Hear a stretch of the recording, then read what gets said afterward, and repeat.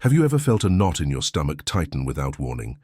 A rush of thoughts, a pounding heart, a sense of dread for a future that hasn't happened yet? Anxiety is a universal human experience, but for many, it becomes a relentless companion, a constant hum in the background of their lives. It's the voice that whispers, "What if?" and the shadow that makes you second-guess every decision. We're often taught to confront our fears head-on, to push through it, but with anxiety, that approach can sometimes feel like trying to grab smoke. The harder you grasp, the more it slips away, leaving you feeling more powerless than before. This video isn't about fighting anxiety, it's about understanding it, and in that understanding, finding a new way to relate to it. We will explore how a shift in perspective can help you stop wrestling with your anxious mind and instead learn to live peacefully alongside it. This journey is not about eliminating anxiety, because it's a natural part of being human, but about diminishing its power. If you're ready to trade constant struggle for calm and clarity, join us as we delve into this new approach. Why our minds get stuck in what if? Anxiety often arises from one of the mind's most remarkable abilities, its power to imagine, predict, and plan for the future. This gift is a product of evolution, a survival mechanism refined over countless generations. Long ago, when our ancestors lived in environments filled with real, immediate dangers, predators, scarce resources, hostile conditions, this mental foresight could mean the difference between life and death. The mind became a highly sensitive alarm system, scanning the horizon for threats before they appeared. It learned to run scenarios to predict possible outcomes and to prepare for every eventuality. In these ancient environments, the mind's ability to imagine danger and prepare for it was indispensable. The ability to foresee what could go wrong meant that our ancestors were able to make decisions that helped them avoid harm, secure food, and protect their families. They could sense when danger was near, feel the surge of adrenaline, and react swiftly, whether it was fleeing a predator or finding shelter before a storm. This acute sensitivity to the future, while a necessary survival tool, allowed humans to stay alive in a world full of real physical threats. Their minds were trained to think ahead, constantly assessing what was coming next, trying to outwit the dangers that could destroy them. But in our modern world, the nature of danger has shifted. The saber-toothed tiger has been replaced by the looming work presentation, the difficult conversation, the possibility of rejection, or the silent judgment of others. The threats are no longer physical, and they are rarely as immediate. We no longer face the daily danger of being hunted by animals or starving in the wilderness. Instead, we face a constant barrage of social, professional, and personal anxieties. Yet our ancient alarm system remains intact, still primed to go off at the slightest hint of uncertainty. The problem is that these threats are not always physical or immediate, and unlike a predator, they cannot be outrun. And so the alarm, unable to resolve the situation, simply keeps ringing. This dissonance between the mind's old survival instincts and the modern world is what fuels so much of our anxiety. When faced with non-immediate dangers, work deadlines, relationship issues, the fear of rejection, the mind treats them the same way it would a predator. It reacts with the same intensity, as if the danger were right there in front of us. In the same way, it would react to an actual physical threat. The mind doesn't distinguish between a real present danger and an imagined one. It doesn't differentiate between a physical threat and an emotional one. And so we find ourselves in a constant state of alert, scanning for dangers that may never arrive, but still experiencing the same fight-or-flight response that was so useful for our ancestors. This is when the mind becomes trapped in a loop, running endless what-if scenarios. We become masters at foreseeing worst-case outcomes, rehearsing them in such vivid detail that they begin to feel inevitable. Every moment becomes a dress rehearsal for disaster. The mind starts to play through all the possible things that could go wrong, imagining failure, rejection, loss. It tells us that if we worry enough, we can somehow control what happens. We believe that by staying vigilant, by being constantly prepared, we can prevent disaster from striking. But in doing so, we spend so much energy in an endless cycle of worrying about things that may never come to pass. We become trapped by the illusion that worry equals control. The truth, however, is that worry doesn't grant us control over the future. It only robs us of peace in the present. It's like carrying an umbrella every day, not because it might rain, but because we fear that putting it down will somehow summon a storm. We prepare ourselves for the worst, hoping that by anticipating disaster we can avoid it. But the result is that we never fully experience the present moment. We're always looking ahead, always anticipating, always preparing for something that may never arrive. We miss the beauty of what's happening right now because we're so caught up in planning for a future that might never unfold the way we imagine. The problem with this constant state of vigilance is that it becomes habitual. Over time, we forget that it's not the situation itself that causes anxiety. It's our response to it. We begin to live in a state of perpetual preparedness, as though danger is always just around the corner.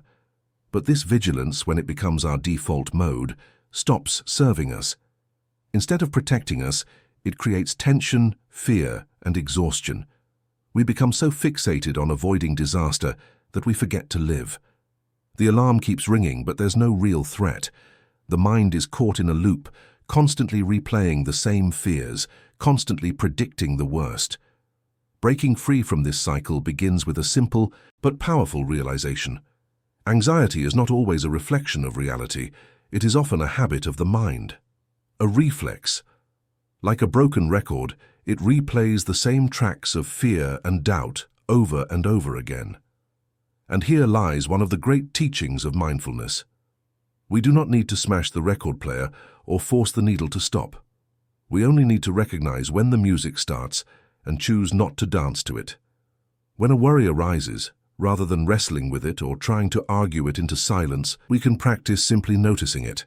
See it for what it is, a thought, nothing more. Acknowledge its presence. Here's my mind predicting disaster again. And then, instead of giving it more fuel, allow it to pass, just as clouds drift across the sky. This isn't indifference. It's not pretending you don't care about the future. It's understanding that living entirely for the future is the surest way to miss the life unfolding in front of you right now. In moments of awareness, the anxious mind loses its grip. We begin to see that our attention is a form of currency, and we can spend it on catastrophes that haven't happened, or on the simple, quiet moments that are actually happening now. The choice is always there, and every time we choose presence over projection, we reclaim a little more of our freedom. By choosing to engage with the present moment, we can release the grip that anxiety has over our lives. It's not about avoiding the future altogether, nor is it about disregarding it. It's about finding a balance between being prepared and being present.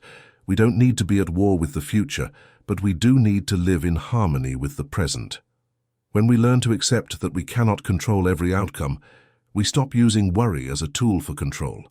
Instead, we begin to embrace the uncertainty of life, knowing that it is in this uncertainty that we find freedom. The more we learn to trust the unfolding of each moment, the less power anxiety will have over us. In the end, we have a choice: to let the mind's ancient survival instincts run unchecked, or to step into the freedom of the present moment. When we let go of the need to control everything, we reclaim our peace, and in doing so, we begin to see that just as our ancestors relied on their instincts to survive, we can rely on our own ability to navigate the unknown with grace. Anxiety no longer needs to be the default state. Instead, we can choose to live fully in the present, trusting that the future will unfold as it will, without our constant interference. If this message resonates with you, and you're seeking more moments of peace and insight, don't forget to like the video and subscribe for daily reflections rooted in ancient wisdom and modern clarity. Finding your footing: how grounding can bring you back to the present. Anxiety has a powerful way of yanking us out of the present moment and spiraling us into a future that hasn't yet happened. When worry takes over, we don't just react to what's happening right now. We start living in a world of potential problems, most of which are based on our fears and uncertainties. The future becomes a giant looming threat that distracts us from the safety of the present. But there's a way to counteract this: through the practice of grounding. Grounding is a simple, yet profoundly effective technique that helps you reconnect with the present moment. It doesn't require fancy tools or hours of meditation. It's about reminding your mind that while it might be racing ahead, your body is right here, firmly rooted in the now. Imagine for a moment. Your anxious thoughts are like a fierce storm on the horizon. They're far away, swirling with potential fears, uncertainties, and worst-case scenarios. But beneath that storm, the earth remains steady. Your feet are planted firmly on solid ground. Grounding isn't about fighting the storm or eliminating the stormy thoughts. It's about shifting your attention from the distant storm to the safety and stability of the ground beneath you. It's about reclaiming your connection to the present. This practice is simple yet transformative. You can do it anywhere, anytime, whether you're sitting at your desk, walking down the street, or lying in bed. All it takes is a few moments of your attention, focused on the world around you. One of the most effective grounding exercises is to engage all your senses. Start by naming 5 things you can see. Look around and notice the details you might otherwise miss. The way the light hits the window, the patterns in the floor, or the way the leaves move in the breeze. Next, name 4 things you can feel. Can you sense the texture of your clothes, the coolness of the air, or the warmth of your body? Then, name 3 things you can hear. Perhaps the sound of distant traffic, a bird singing, or your own breath. Next, focus on 2 things you can smell. Maybe the scent of fresh coffee or the fragrance of flowers outside.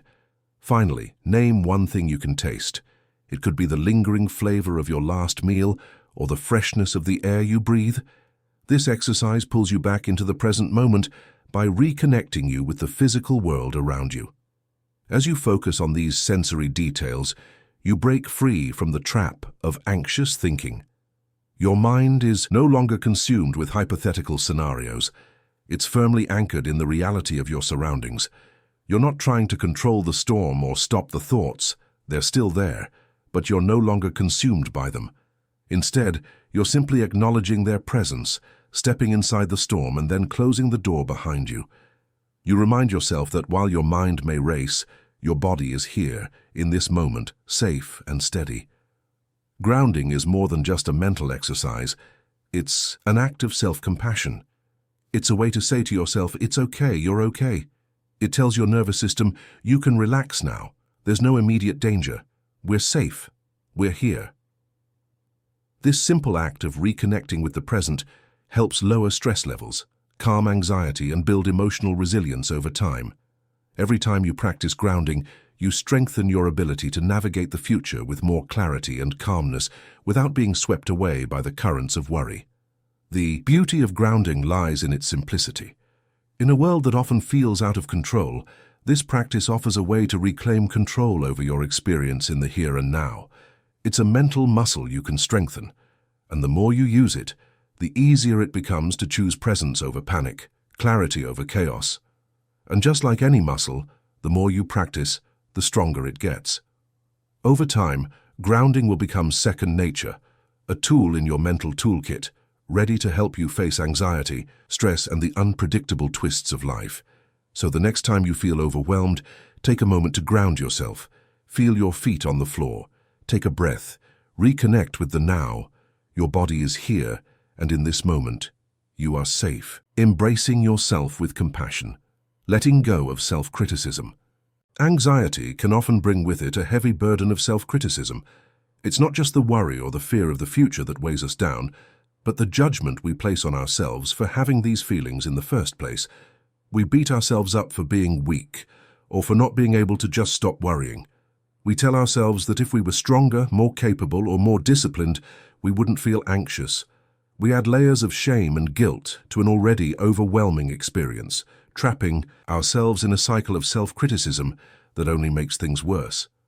This is a trap, and it's one that keeps us stuck in a state of inner turmoil.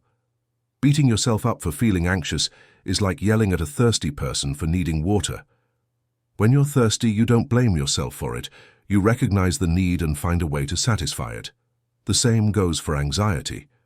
The solution isn't to be tougher on yourself or to push your feelings away. The solution is to be kinder, more understanding, and more compassionate with yourself. Self-compassion is not about excusing or ignoring the anxiety. It's about accepting it as a natural part of your current experience without judgment. It's the radical act of treating yourself with the same warmth, patience, and understanding you would offer to a close friend. When anxious thoughts arise, instead of harshly telling yourself, "Why are you so worried about this?" just stop. You can gently acknowledge, "This is a tough moment. It's okay to feel this way." You honor your feelings without judgment, recognizing that anxiety is not a reflection of your weakness, but a natural human response to uncertainty and stress. By practicing self-compassion, you shift the way you relate to your anxiety. Instead of seeing it as a flaw or a problem to be fixed, you see it as part of your emotional landscape, a part of what makes you human. This shift in perspective creates space for kindness within yourself, a space that allows you to sit with your anxiety without becoming overwhelmed by it. When you stop judging yourself, you create an environment where healing can take place. Self-compassion does not mean you are complacent or resigned to anxiety. It's not about ignoring the discomfort or pretending everything is fine when it's not. Rather, it's about acknowledging the difficulty of the moment and giving yourself permission to feel it. It's about saying to yourself, "I see that you are struggling right now, and that's okay. You don't need to be perfect or have it all together. It's enough to simply be here with your feelings." This acceptance of your anxiety as it is allows you to observe it without becoming consumed by it. You can recognize the anxious thoughts for what they are, just thoughts, temporary and fleeting, without letting them define your sense of self-worth. From this place of inner acceptance, you can begin to shift your relationship with anxiety.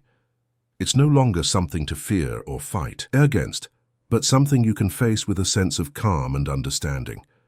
True change begins from this space of self-compassion.